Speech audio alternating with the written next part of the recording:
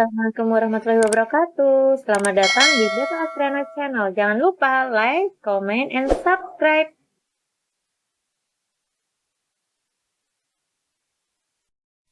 Kali ini kita akan mempelajari materi kelas 10 semester 1 ruang lingkup biologi.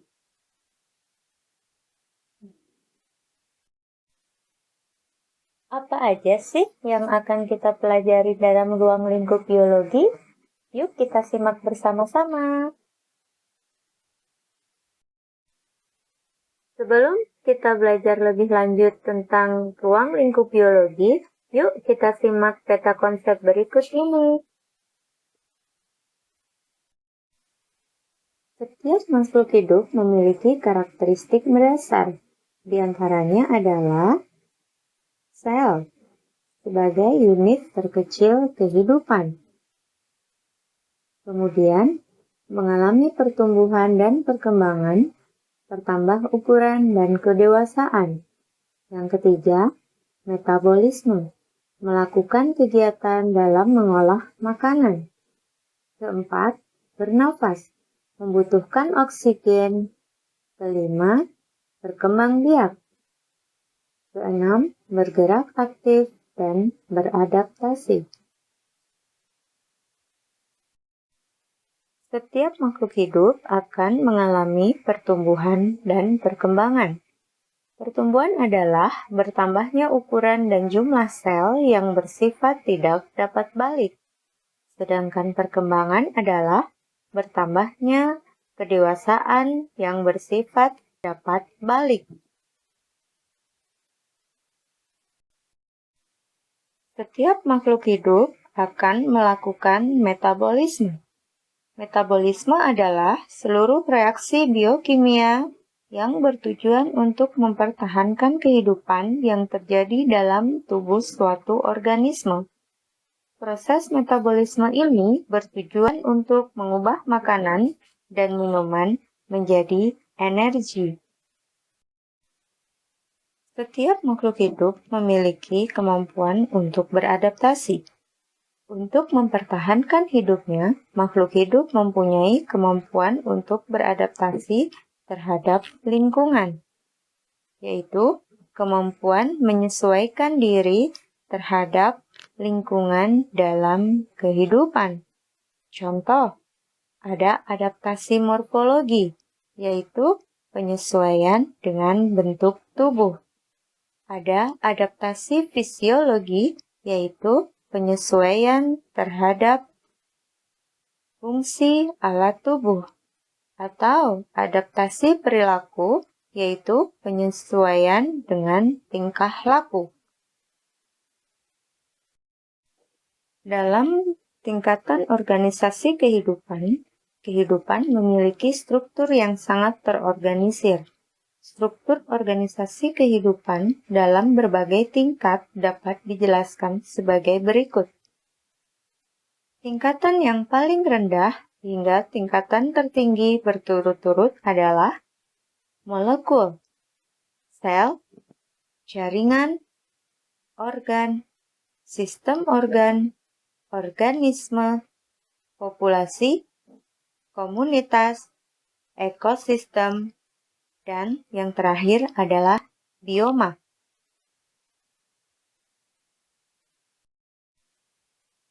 Molekul adalah sekelompok atom yang saling berikatan dengan sangat kuat dalam susunan tertentu dan bermuatan netral. Sel adalah unit struktural dan fungsional paling kecil yang menyusun makhluk hidup.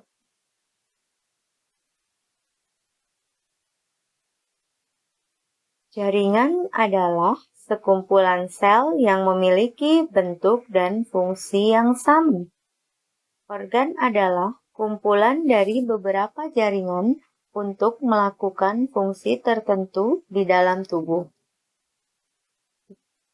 Sistem organ adalah sekelompok organ yang mendukung fungsi yang sama.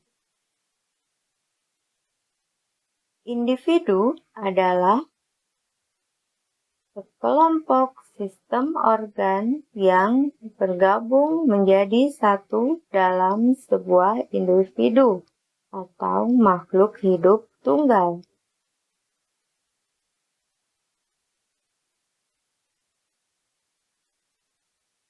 Populasi adalah sekelompok individu sejenis dengan ciri-ciri yang sama yang menempati ruang yang sama pada waktu tertentu. Komunitas adalah sebuah kelompok beberapa organisme yang berbagi lingkungan, umumnya memiliki ketertarikan dan habitat yang sama. Ekosistem adalah suatu tatanan kesatuan secara utuh menyeluruh antara segenap unsur lingkungan hidup yang saling mempengaruhi antara faktor biotik dan faktor abiotik. Bioma adalah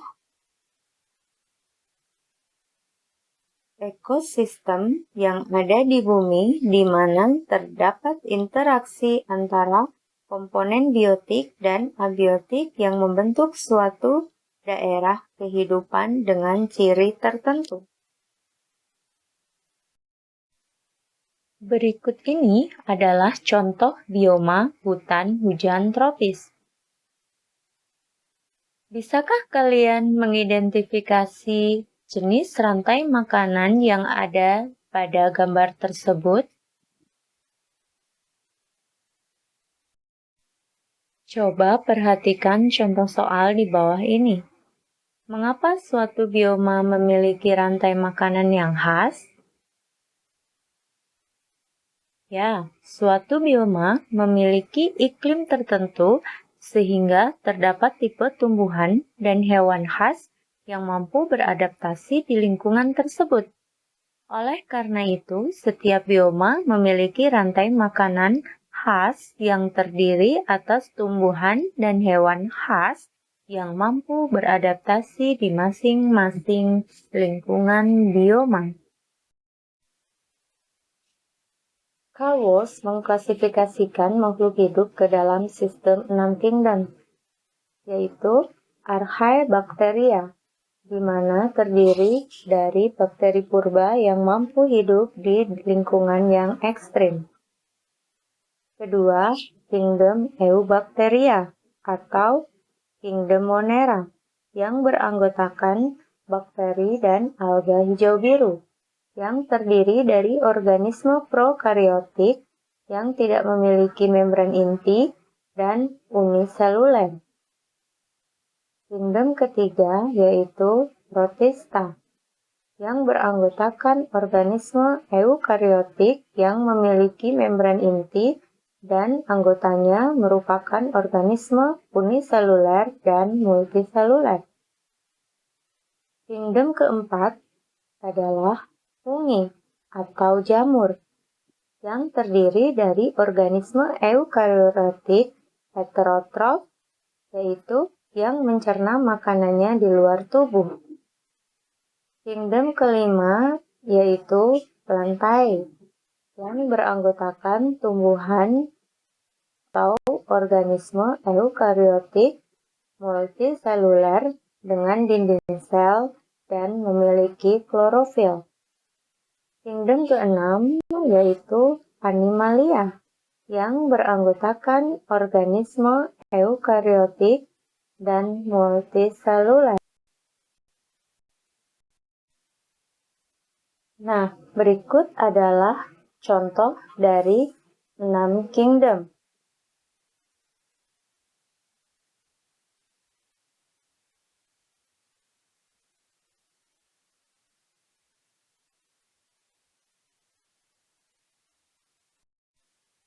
Biologi sebagai ilmu dikarenakan biologi memenuhi syarat ilmu pengetahuan, yaitu memiliki objek kajian, metode ilmiah yang sistematis, bersifat objektif, analitik, universal, dan verifikatif. Artinya, kebenaran ilmu biologi tidak mutlak, melainkan terus berkembang seiring berjalannya waktu. Biologi sebagai ilmu memiliki cabang-cabang ilmu biologi, yang tadi diantaranya ada virologi, bakteriologi, zoologi, dan masih banyak lagi. Coba sebutkan cabang ilmu biologi yang lain yang kalian ketahui.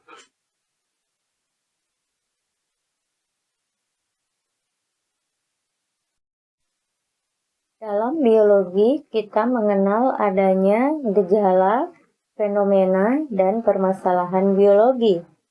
Permasalahan biologi muncul dari pengamatan gejala, fenomena biologi yang terjadi di alam. Berikut adalah contoh pemecahan masalah biologi dengan menggunakan metode ilmiah. Langkah yang pertama adalah kita melakukan pengamatan. Contoh, pengamatan ciri-ciri adenium di mana meliputi bentuk, warna, ukuran, dan tekstur. Setelah kita melakukan pengamatan, akan muncul pertanyaan di benak kita yang bisa kita buktikan. Contoh, mengapa warna mahkota bunga dalam suatu tanaman tidak sama? Setelah muncul pertanyaan, kita akan memiliki hipotesis, yaitu jawaban sementara sebelum kita membuktikan dari gejala dan permasalahan biologi yang akan kita teliti. Contoh, lama perendaman biji adenium mempengaruhi kecepatan perkecambahan.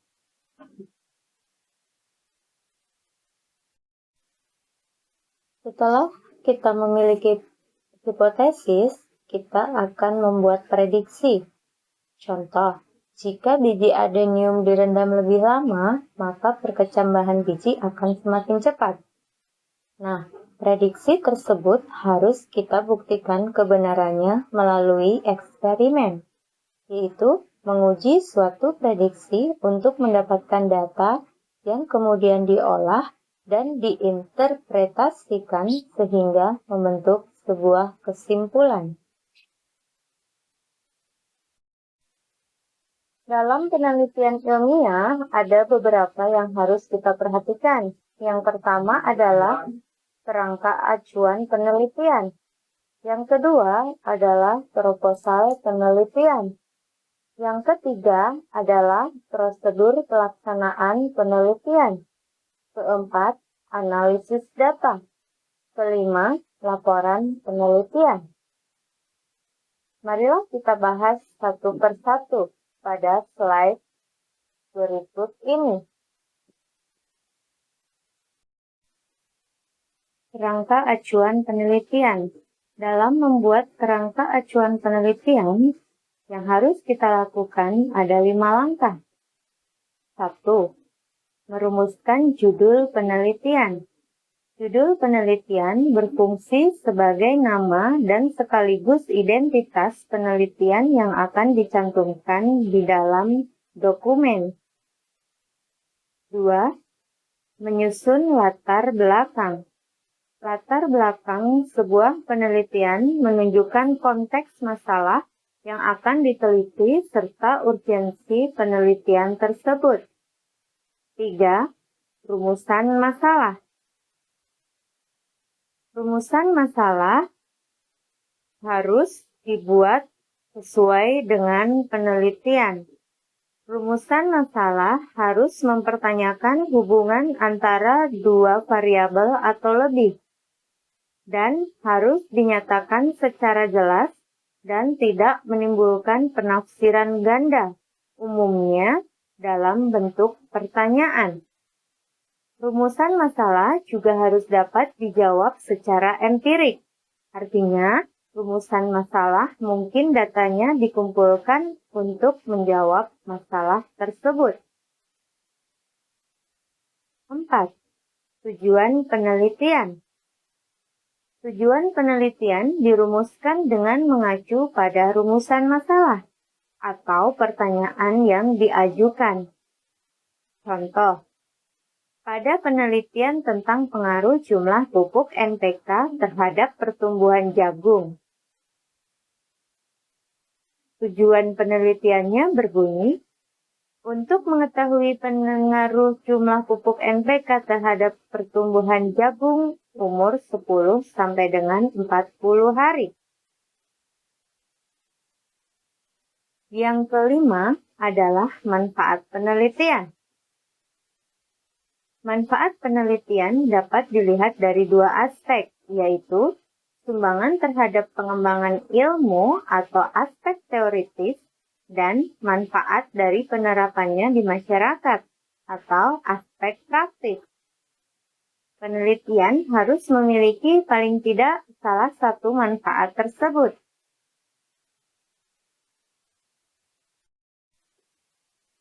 Proposal penelitian.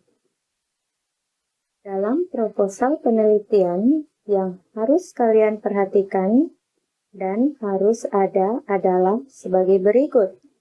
1. Identifikasi variabel penelitian. 2. Tinjauan pustaka. 3. Hipotesis. 4. Metode penelitian. 5. Jadwal penelitian. Prosedur penelitian.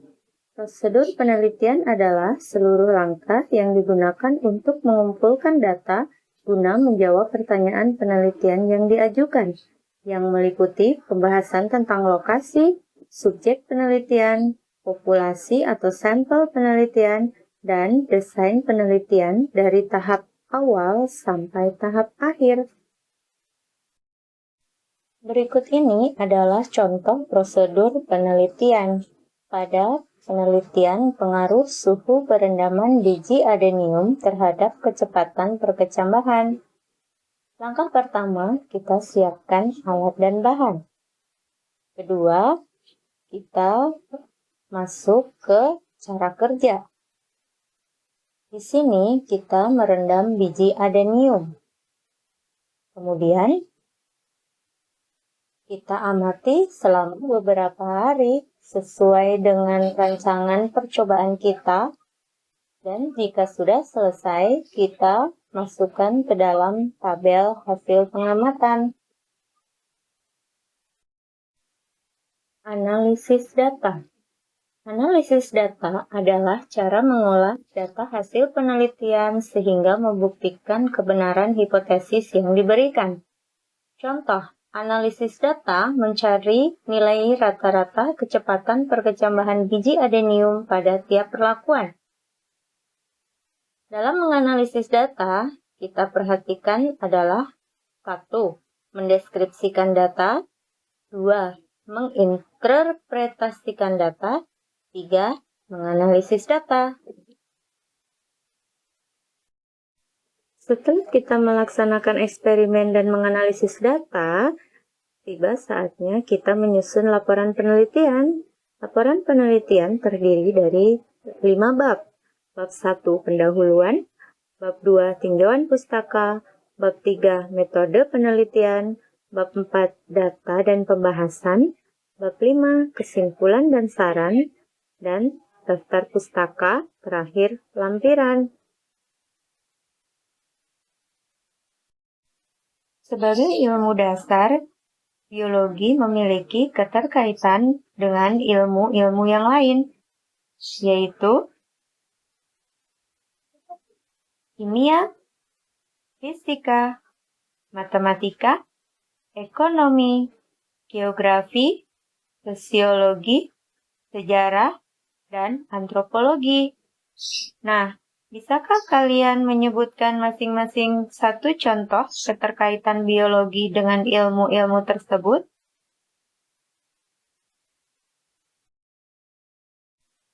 Biologi sebagai ilmu yang selalu mengalami perkembangan memiliki dampak positif dan negatif.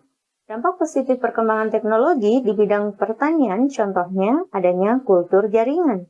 Di bidang kedokteran, contohnya penemuan antibiotik. Di bidang peternakan, contohnya penemuan inseminasi buatan. Di bidang bioteknologi bahan makanan, contohnya pembuatan yogurt. Nah, coba kalian sebutkan dampak positif perkembangan teknologi selain yang sudah disebutkan.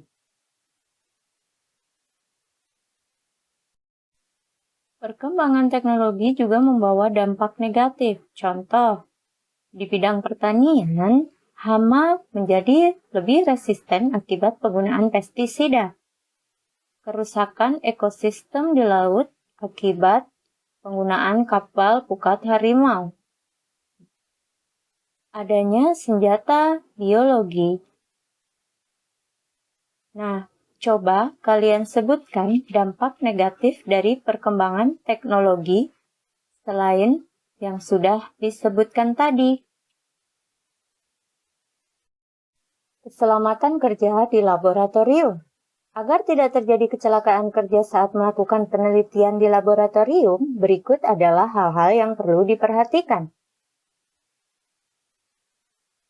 Mempersiapkan diri sebelum praktikum dan membaca petunjuk kerja dengan seksama. Menggunakan jas lab dan alat pelindung lainnya untuk menghindari paparan bahan kimia berbahaya.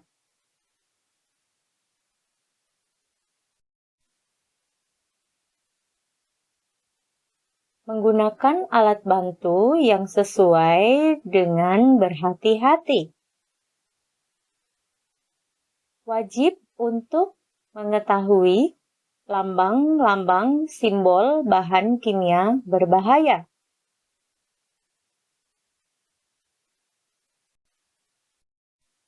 Saat terjadi kecelakaan kerja di laboratorium, pertolongan pertama apa sih yang bisa kita lakukan? Jika kita terkena bahan kimia berbahaya atau terbakar, kita harus segera membasuh anggota tubuh kita yang terkena. Kemudian, membersihkan anggota tubuh yang terluka lalu menutup dengan plaster. Jika ada bahan kimia yang terhirup melalui udara, keluarlah segera dari ruangan. Dan jika timbul gejala pusing atau mual, mintalah bantuan tenaga medis. Terima kasih sudah menonton channel Beta Astriana. Jangan lupa like, comment, and subscribe. Follow juga ya IG dan Facebooknya.